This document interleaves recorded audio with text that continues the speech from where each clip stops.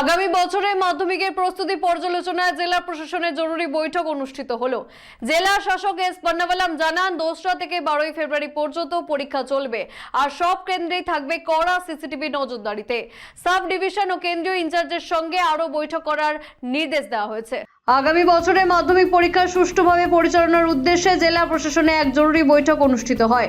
জেলা শাসকের তত্ত্বাবধানে আয়োজিত এই বৈঠকে শিক্ষা দপ্তরের সিনিয়র আধিকারিকরা উপস্থিত ছিলেন। জেলা শাসক এস পন্নাভালাম জানান, পরীক্ষা শুরু হবে 2রা ফেব্রুয়ারি এবং চলবে 12ই ফেব্রুয়ারি পর্যন্ত। সব পরীক্ষা কেন্দ্রে সিসিটিভি নজরদারি থাকবে বলেও তিনি জানান। জেলা স্তরের বৈঠকের পর সাব ডিভিশন স্তর এবং কেন্দ্রীয় ইনচার্জের সঙ্গে পর্যায়ক্রমে আরও বৈঠক হবে। আমাদের আজকে মাধ্যমিক পরীক্ষা 2026 ওটা নিয়ে একটা মিটিং ছিল, কোঅর্ডিনেশন মিটিং।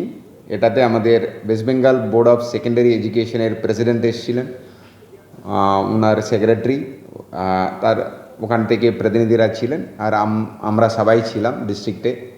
এখানে পরীক্ষা কন্ডাক্ট করার ক্ষেত্রে যারা যারা দপ্তর আমাদেরকে হেল্প করতে হয় তারা সবাই ছিলেন।